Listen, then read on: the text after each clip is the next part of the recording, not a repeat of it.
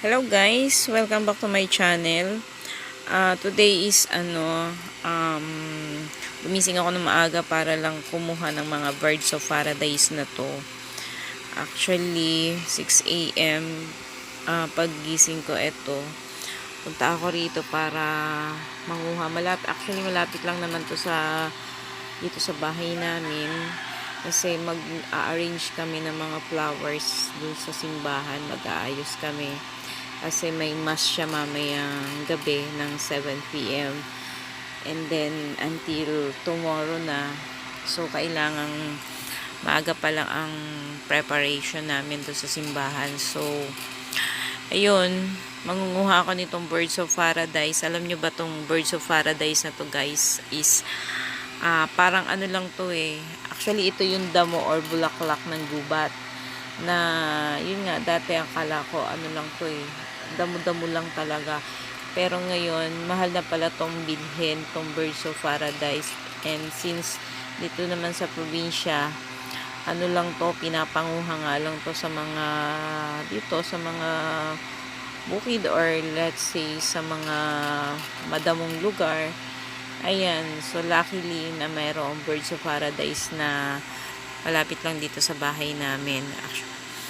At yan, ang makukuha ko lang dito ay yung mga nasa tabi-tabi kasi nakakatakot manguhay. Parang baka may ahas, lalo na maaga pa. So, ayan guys, for a while, yan muna ang aking ibibigay sa inyo.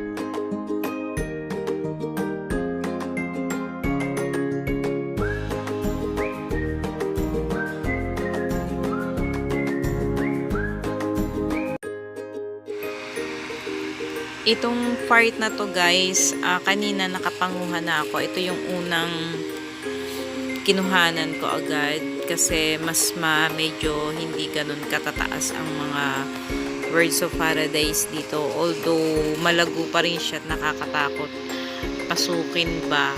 Baka mamaya pagtapa ko may ahas. So, may mga nakuha na dyan ako kanina. Ayan o, ito yung mga nakuha ko kanina. And then, yung isang pinakita ko kanina, nagkuha lang ako doon sa kabilang side pa rin para dumami. So, ayan guys, yan ang birds of paradise. So, eto, yan, uwi na ako dito sa bahay guys. Yan ang itsura ng birds of paradise. Maganda naman siya guys. Ang ganda talaga niya. Para siyang plastic. Common to itong birds of paradise na orange. Common na yan. Maraming varieties ang birds of paradise. Meron pa nga ang style niyan, yung kulay red na para siyang tuka ng ibon na nakalawit. Mamaya makikita niyo yung mga iba-ibang varieties ng birds of paradise. So, ayan, nagagawa na kami.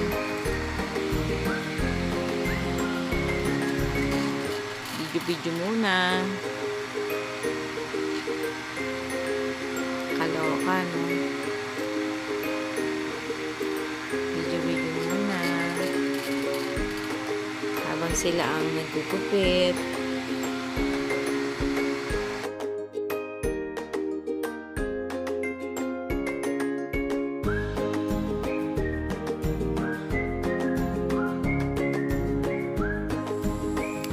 So, ayan guys, si Sir Adrian ang nag-arrange.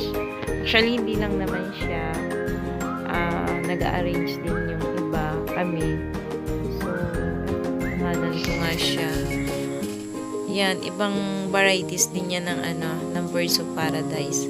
Ang style niya, yung alam niyo yung parang bulaklak ng puso ng saging. Yun ang style naman ng Birds of Paradise na to. Ang ganda ng ng color niya.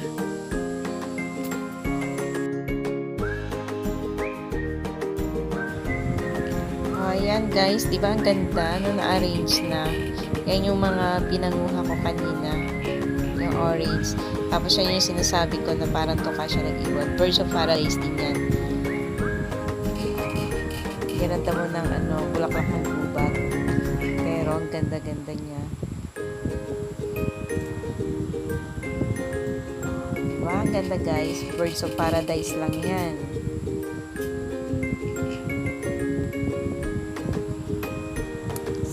Ganda guys. Para siyang mga plastic pero tunay po yan. Hindi po yan mga plastic.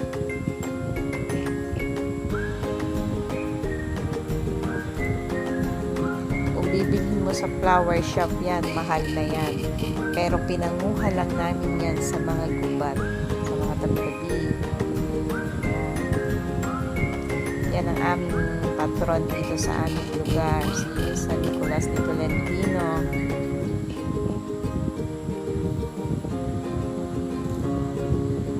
Guys, grabe. Matuwan tingnan lang. Nung na-arrange, ang ganda niya. May value na siya. Actually, may value naman talaga siya. Kahit hindi pa siya na-arrange. Ganda lang niya.